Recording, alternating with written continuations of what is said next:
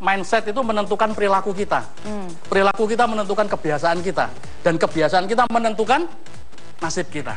Menurut saya keajaiban kalau kita bisa membuka hati kita, mengikhlaskan dan menjalankan dengan sepenuh doa, niat, itu jalan terbuka. Berbicara tentang zona nyaman dan zona tidak nyaman ya. Kebetulan saya tahu ada salah satu audiens di sini namanya Olivia. Dia juga lagi dilema. Dilema untuk milih lanjut atau udahan, berada di dalam zona nyaman dia atau benar-benar memperjuangkan passionnya. Olivia ada di sini, Olivia? Oke. Langsung saja kita berikan tepuk tangan dong buat Olivia ya. Ya, jadi Olivia ini kamu sekarang masih kuliah, tapi juga bekerja sebagai pengajar TK. Iya, betul. Tapi kamu merasa itu bukan passion kamu? Bisa dibilang passion juga, cuman kayak ada galau gitu passionnya tuh buat anak-anak itu atau yang sesuai dengan jurusan kuliah saya itu komunikasi massa itu. Jadi kayak masih belum bisa menemukan passion yang benar-benar passion saya itu yang mana. Oke, tapi kamu merasa di pekerjaan kamu sekarang ini zona nyaman kamu? Zona nyaman banget. Kenapa nyaman? Penghasilan oke, kerjaan ketemu anak-anak oke, segala macamnya oke gitu. Pokoknya mendukung saya gitu. Ya, itu sangat zona nyaman sih kalau menurut saya gitu. Oke, dan akhirnya bingung nih gimana memutuskan lanjut atau udahan? Atau udahan. Oke. Ya. Kalau ini zona nyaman, Anda di sini, betul ya? Ya. Anda di sini Olivia ya? Iya, Pak. Maka di sini, ini Anda ya. Ya. Maka di sini yang namanya where the miracle happen. Atau kalau ngomong gampangnya, sukses. Sudah sampai sini ya. Di sini memang nyaman ya. Tapi selama Anda di sini, maka Anda tidak akan pernah bisa ke sini. Ya, itu yang dialami Pak Ahmad Fuadi juga kan ya. Maka kalau Anda mau adalah Anda keluar dikit di sini, mulai lihat ke sini. Betul? Sepakat ya? Ketika Anda pertama kali keluar dari zona nyaman Anda, mungkin serba tidak enak. Betul ya sampai sini ya? Serba tidak nyaman Pak ya. Anda mungkin dulu waktu itu pertama di sini gitu ya. Wah, jauh banget, susah banget dan seterusnya. Apakah saya bisa dan seterusnya. Gitu Pak Ahmad ya. Nah, pada waktu itu saya sangat tertarik lagi dengan yang disampaikan Pak Ahmad Fuadi tadi ya. Selama kita sungguh-sungguh ya, punya intention yang benar dan ikhlas, tulus, ikhlas. Sungguh-sungguh itu betul-betul I really want it gitu ya. Passion tadi ya, ada passion. Yang kedua ada ethos ya. Yang kedua ikhlas, tulus. Artinya yang penting saya niat, saya minta sungguh-sungguh, selanjutnya terserah beliau ya.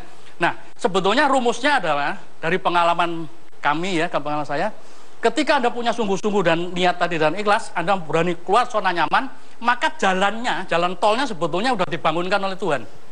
Tuhan yang bangun gitu. Tugas kita adalah mencari jalan itu di mana.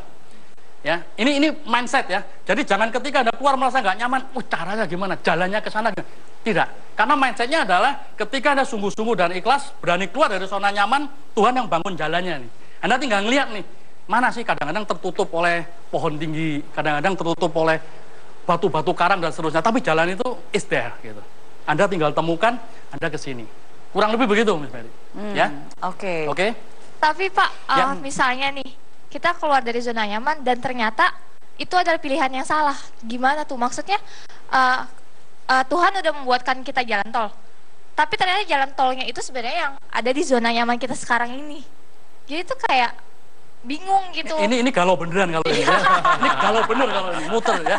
Jadi gini, yang kedua saya ingin sharing sama Anda. Apakah Anda udah set up menentukan target hidup Anda? Ultimate goal. Ya. Udah pernah?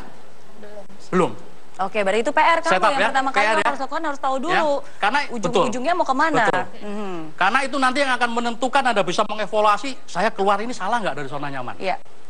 Jadi kalau Anda tidak bisa membuat ultimate goal dulu, target hidup yang utama dulu dalam hidup Anda tidak bisa secara valid istilahnya menentukan saya benar atau salah keluar. Ya. Oke? Iya. Ya. Oke. Mungkin satu hal nih ya, saya ingin mengklarifikasi sedikit ini menurut pemahaman saya, karena banyak orang selalu bilang, apakah ini pilihan yang benar?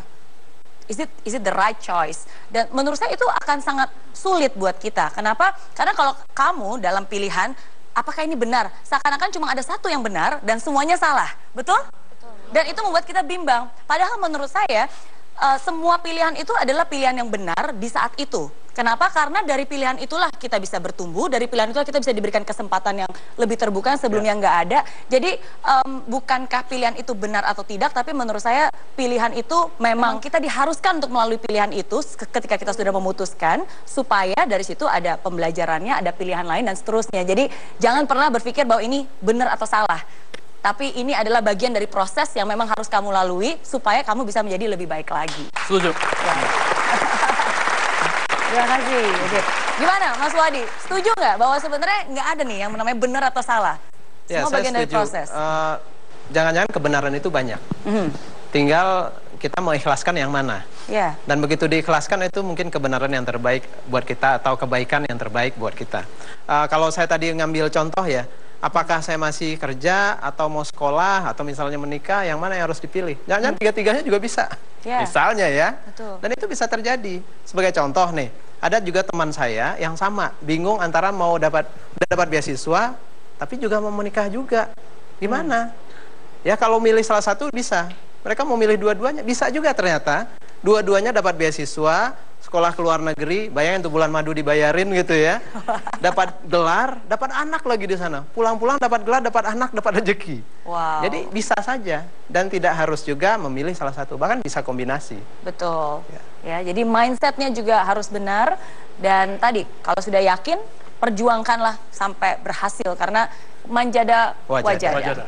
Terima kasih. Satu hal lagi nih ya, tentang mantra. Karena sebenarnya Ahmad Fuady ini punya 3 mantra. Jadi mantra yang pertama tadi adalah? Yang pertama tadi manjada wajada. Jadi konsep utamanya adalah kesungguhan. Tapi ternyata kesungguhan aja nggak cukup. Maka kami dibekali oleh yang kedua, man sabara zafira.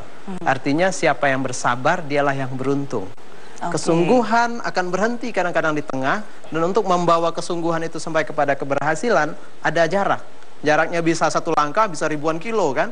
Dan jarak ini harus diisi kayaknya dengan sabar itu. Nah ini mungkin menjadi pertanyaan ya. Zafira. Jadi siapa dari Anda yang merasa udah bersungguh-sungguh pengen dapat jodoh tapi masih jomblo juga? Nah berarti jawabannya ada yang kedua, bukan hanya bersungguh-sungguh tapi juga bersabar ya, pasti ada jalannya. Nah tapi kalau udah bersungguh-sungguh, udah sabar, nungguin bertahun-tahun belum datang juga, belum dapat juga, terus gimana? Nah ini ada yang ketiga ya. Ini saya representasikan dalam 3 buku saya. Dalam novel Negeri 5 Menara, Ranah 3 Warna, Rantau 1 Muara. Dan yang ketiga ini agak panjang. Apa? Mansara ala darbi wasola. Artinya siapa yang berjalan di jalannya akan sampai di ujung jalan itu. It is about consistency. Selama kita jalan aja, nggak belok-belok, atau kalau belok balik lagi, itu akan nyampe lama-lama. Jadi kombinasi kesungguhan, kesabaran, dan konsistensi, insya Allah itulah yang membawa kita kepada tujuan kita. Oke. Luar biasa, terima kasih buat Ahmad Fuady yang sudah berbagi di sini. Kita praktekkan mantranya dan saya yakin kalau Ahmad Fuady saja bisa, Pak Heri Cahyono saja bisa, Mary Rana saja bisa, saya yakin Anda semua pun pasti bisa. Dari impossible jadi impossible. Thank you sekali lagi Mas Fuady. Thank you. Kalau saya sih belum pacaran. Belum pacaran? Belum, Oke. tapi saya sama dia kayak udah janji lah, punya janji sendiri gitu. Kalau perempuan seperti bakmi, otaknya keriting, ya toh? Melungkar-melungkar banyak sirkuit, betul ya?